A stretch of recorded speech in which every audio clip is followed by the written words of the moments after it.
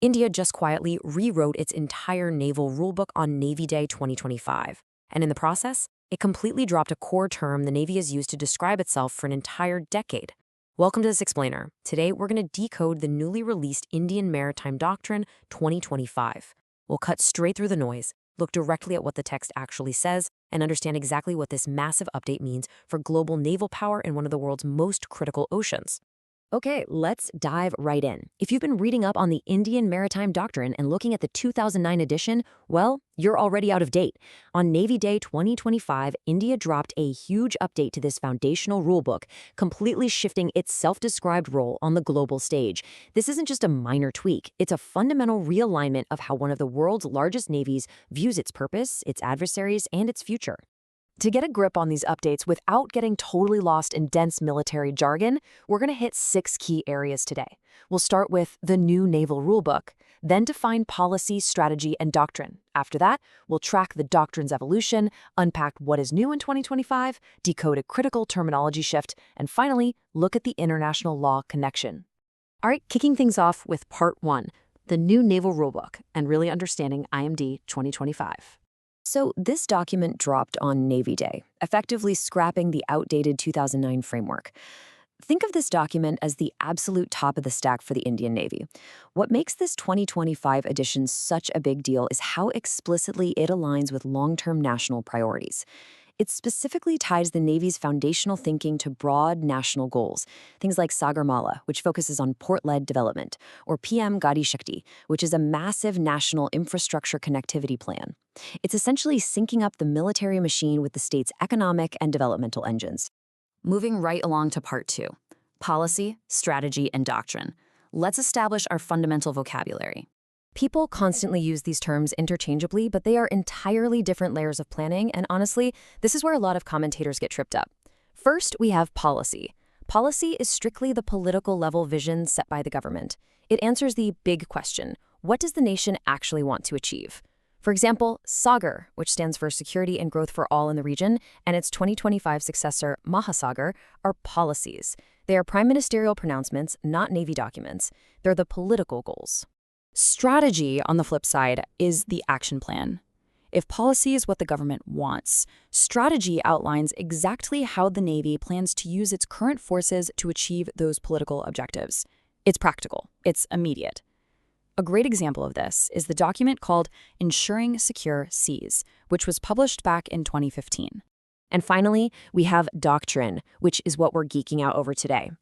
Doctrine sits right above strategy. It's the apex-level foundational guide. It explains the core principles, establishes the common vocabulary, and dictates how the Navy envisions force employment across the entire spectrum of conflict. The distinction here is absolutely crucial. Doctrine provides the permanent foundational thinking, the why and the how we think as a naval force. Strategy, meanwhile, dictates what we're going to do about it right now with the ships and sailors we currently have. Keep this 3-layer structure in mind, because it makes everything else we're about to discuss click right into place. Let's move to Part 3, the doctrine's evolution. Here's how we built up to 2025. The history here is actually pretty fascinating. India's Maritime Doctrine started in 2004 as an Indian Naval Book of Reference, or INBR 8. But as the nation and the Navy transformed rapidly, they realized a major review was essential. So that 2004 document was replaced by IMD 2009, aiming to provide a common language, and was redesignated as NSP 1.1 to highlight its military strategic importance. Fast forward 16 years, and we arrive at the complete overhaul with IMD 2025. But remember those different layers we just talked about? Running right alongside this doctrine track were parallel tracks of planning. Over on the strategy side, you had freedom to use the seas in 2007, followed by ensuring secure seas in 2015. On the policy side, Prime Minister Modi unveiled SAGAR in 2015, expanding it to Mahasagar in 2025. All these documents have been marching forward together, creating the framework that brings us to this new apex document sitting on top of them all. Which brings us to Part 4. What is actually new in 2025? Let's take a look at the modern rulebook. There is a massive conceptual leap in how this document views conflict. Historically, naval planning mostly assumes 2 states. You're either at peace or you're at open war. But IMD 2025 officially recognizes no war, no peace, or NWNP as a distinct formal operational category. This is huge. It means the Navy is mandated to plan for the gray zone. We're talking about actions that are aggressive and coercive, but deliberately stay just below the threshold of triggering a declared war. They're no longer treating these prolonged standoffs and hybrid pressures as a temporary passing phase. They're treating them as a permanent reality of modern maritime ops. Building on that, IMD 2025 explicitly acknowledges that modern naval power isn't just about steel ships and physical missiles anymore.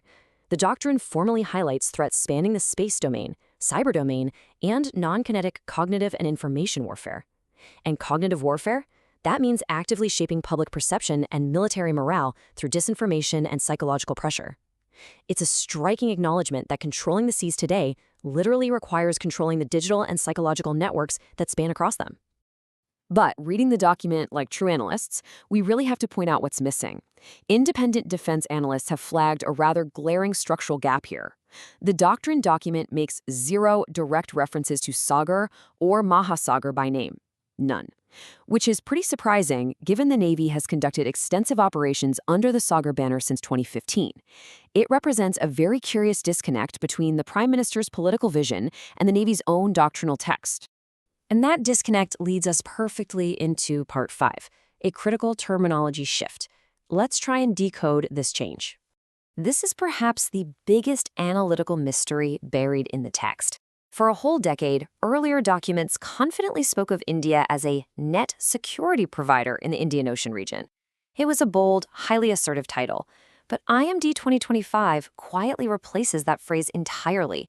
Instead, it pivots to using terms like preferred security partner and first responder. And here's the kicker. The doctrine provides absolutely zero explanation for this shift. Independent defense experts are intensely debating this right now. What does it mean?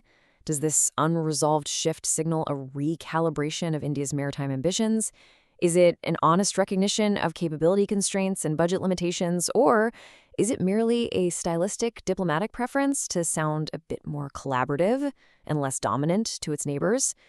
Because the text doesn't explicitly tell us, it remains a live, fascinating, analytical question. Finally, we hit Part 6, the international law connection. We've got to ground this doctrine in real-world law. Regardless of the exact intent behind that terminology shift, we have to connect this military document back to reality. Because a doctrine never exists in a vacuum, it constantly references the legal architecture it operates within. Think about the maritime zones established by UNCLOS, the United Nations Convention on the Law of the Sea. Naval doctrine isn't separate from international maritime law. It's the operational expression of a state exercising and defending the legal rights that international law already gives it. Even that overarching Sagar policy, which shapes the environment the Navy operates in, is built heavily on these legal pillars. Its core aims include safeguarding territories, forging partnerships, and fundamentally upholding a rules-based maritime order. That means respecting international standards and resolving disputes peacefully. So the policy layer explicitly invokes the legal layer, which the doctrine must then physically enforce. Understanding a doctrine document like IMD 2025 is totally vital because it's the literal blueprint explaining the reasoning behind the naval deployments you're going to read about in the news for the next decade. It shows how a rising power plans to project force, handle gray zone coercion, and secure its interests. So as you watch the global maritime landscape shift, keep this explainer in mind and ask yourself, how will these new doctrinal theories actually hold up in the real-world, contested waters of tomorrow?